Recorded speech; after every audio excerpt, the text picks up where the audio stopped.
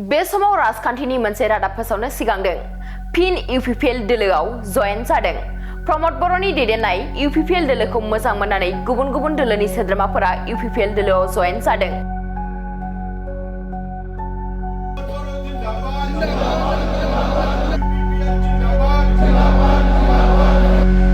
नंगौ, क'क्राझार जिल्लानि मोनब्रै ब्लक फारियै देबरगाव, सालाकाथि, गुमा आरो पर्बतजरानिफ्राय बारग' बिएलटिनि जोहोलावफोरजों लोगोसे इउथ बिपिएफनि सोद्रोमाफोर आरो बिपिएफनि बायदि बायदि बिबानाव थानाय सोद्रोमाफोरजों लोगोसे बिपिएफ माइनरिटि सेलनि माखासे बिबानगिरिफोरा इउपिपिएल दोलोआव जयेन जादों।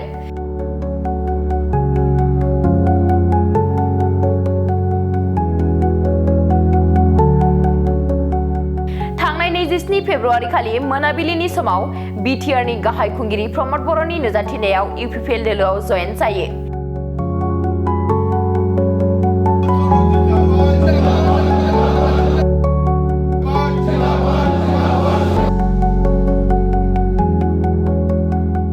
इउपिपिएल दोलोआ ओनसोलाव गोजोन खौसेथि गायसननाय आरो जौगाथायनि थांखिजों गोख्रोङै खामानि मावबाय थानायखौ नुनो मोन्दों।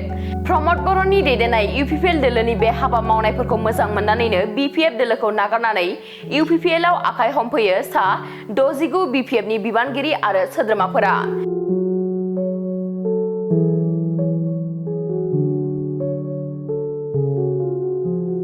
बे जयेन जानाय हाबाफारियावनो बिटिआरनि गाहाय खुंगिरि प्रमद बर'जों लोगोसे एमसिएलए माधव सेत्री, इउपिपिएल लाइमोन गांखंनि मावफुं आफादगिरि इराग्दाव ब्रह्म, मिरु इउपिपिएलनि सासे नेहाथारि समनाथ नार्जारिया बाहागो लादोंमोन।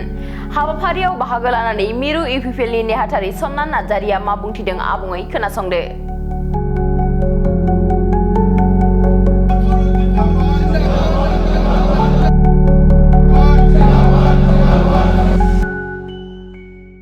जोबोद गोजोनथावना खौरां दिनै मानगोनां जोंनि बिटिआरनि सिएम प्रमद बर' सार दैदेननाय इउपिपिएल दोलोखौ मोजां मोननानै दिनै टटेल 67 जन बिनि गेजेराव 22 जना जोंनि एक्स बिएलटि आरो इउथ बिपिएफनिफ्राय आरो माखासे माइनरिटिनि 47 जन दैदेनगिरि बिथांमोना जोंनि इउपिपिएल दोलोआव जगदान जाफैदों। बिनि गेजेराव इनक्लुडिं सासे एक्स कमान्डार बिएलटिनि बिथाङा मामानि पर्बतजरानि अजय ब्रह्म आरो बिथांजों लोगोसे पर्बतजरानिफ्राय गासै 8 जन एक्स बिएलटिनि आरो 3 इउथ बिपिएफनि बिथांमोना जयनिं जादों आरो बिसमुरिनिफ्राय सासे एक्स बिएलटि आरो 11 जन लावहाटी इउथ बिपिएफ अफिसनि सोद्रोमा बिथांमोना जोंनि इउपिपिएल दोलोनि नीति आरो आदर्शखौ मोजां मोननानै दिनै बिथांमोना जगदान जाफैबाय। जोङो बिथांमोनखौ बरायदों। बेजों लोगोसे गुमा आरो सालाकाथि आरो पर्बतजरानि गोबां माइनरिटिनि माखासे ससियेल वर्कारफोर समाजाव बेबादिनो खामानि मावबोनाय बिहोमा लाबोनाय दैदेनगिरि बिथांमोना माइनरिटिनिफ्राय टटेल 47 बिथांमोना जोंनि इउपिपिएल दोलोआव जगदान जाफैदों। दा बिथांमोनखौ जोङो गोसो गोथारै बरायनानै लादों आरो फैबाय थानाय समाव जोङो बिथांमोनखौ जोंनि दोलोआव थानानै रायजोनि जानानै खामानि मावनो थाखाय जोङो मोनसे प्लेटफर्मखौ होगोन आरो जोङो मिजिंथिदों बिथांमोननि जगदान जानायजों लोगोसे जोंनि दोलोआ गोख्रोंनिफ्राय गोख्रों जालांबाय थागोन आरो जोङो मिजिंथियो बेबादिनो गोबां माखासे दंबावो एक्स बिएलटिनि आरो इउथ बिपिएफनि बिथांमोना फैबाय थानाय समाव आरोबाव जोंजों जयनिं जाबावगोन। थ' दिनै जाय बिथांमोना जगदान जाबाय बेजों जोङो रोखा बुंनो हायो जे माने मानसिफोरनाव मोनसे फोथायनाय फैदों जे right person to follow' right दैदेनगिरि हिसाबै दिनै मानगोनां प्रमद बर' सारखौ सारा बिटिआरनि रायजो राजा बिथांमोना दिनै एक्सेप्ट खालामनो हाबाय आरो हाग्रामा महिलारिया जे सासे फेलार लिडार जानो थांगासिनो दङ बा फैबाय थानाय समाव बिथाङा जे जिर' जानो थांगासिनो दङ बेखौ बेनो फोरमान खालामो आरो जिहेतु दिनै बिपिएफखौ नागारनानै गोबां बिपिएफनि बेबादि सांग्रां बा गोख्रों दैदेनगिरि बिथांमोना दिनै इउपिपिएल दोलोआव जगदान जाबाय आरो बेजों लोगोसे गोबां बेबादि जायफ्रानोखि केडार हिसाबै बा वर्कार हिसाबै बिबान लाबोनानै बिपिएफआव खामानि मावबोदोंमोन बिथांमोनाबो दिनै UPPL दोलोआव जोगदान जाबाय। दा जोङो बिजों बेखौनो जोङो बुंनो हास्थायो जे दिनै बयबो माने मोजांखौ हास्थायनानै बा थांनाय बे 4 बोसोराव जेरैबायदि जोंनि गेजेराव मोनसे गोजोन थासारिया फैबाय, बे गोजोन थासारिखौ जाहाथे जोङो फैबाय थानाय समाव जुगामि खालामनो हायो। बोसोरब्रैनि थाखायल' नङा, जाहाथे फैबाय थानाय समाव जोङो बेखौ जुगामि खालामनो हायो आरो दायो जे ट्रेन्डजों बे डेभेलपमेन्टआ जाबाय थादों, बे डेभेलपमेन्टखौ जाहाथे जोङो फैबाय थानाय समाव माने साबनिफ्राय साबसिन खालामलांनो हायो। जोङो मैया साननैसो मैया 25-26 जोङो नुबाय गुवाहाटियाव जे एडभान्टेज आसाम जानानै थांबाय 2.0।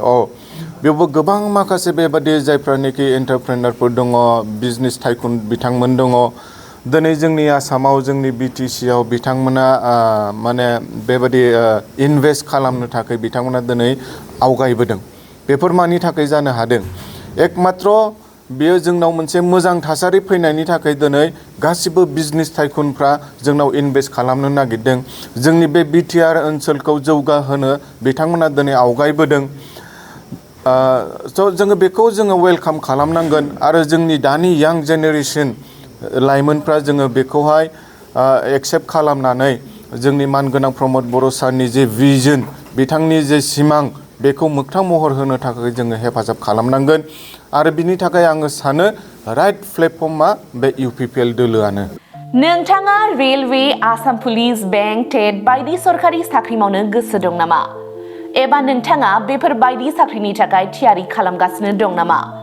नोंथाङा railway, Assam police, banking, SSC, Assam direct recruitment, TET बायदिनि आनजादखौ खनले होदोंब्लाबो जाफुंसारनायखौ मोननो हायाखै नामा?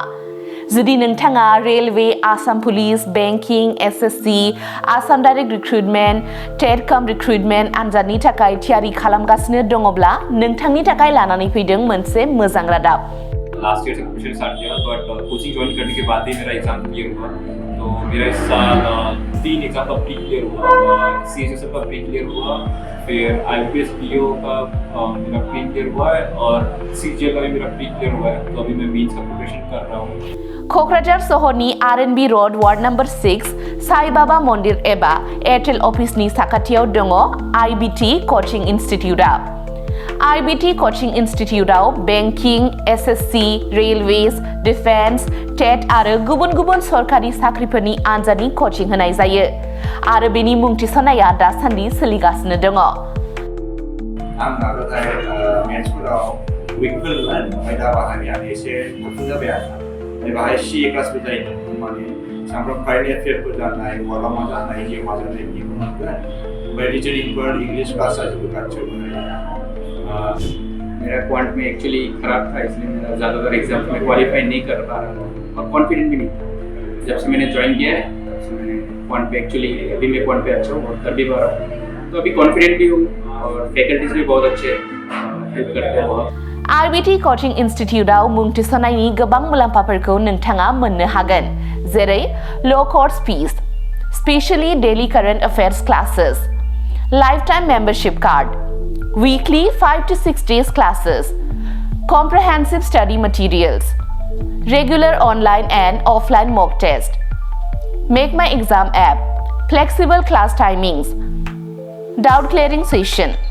बेफोर गासै सुबिदाफोरखौ नोंथाङा IBT कचिं इनस्टिट्यूटआव मोननो हागोन। अब्ला थाबैनो मुं थिसनदो। आबुङै मिथिनो थाखाय 9387277188 एबा 91013258449 आव सोलाद लानो हागोन।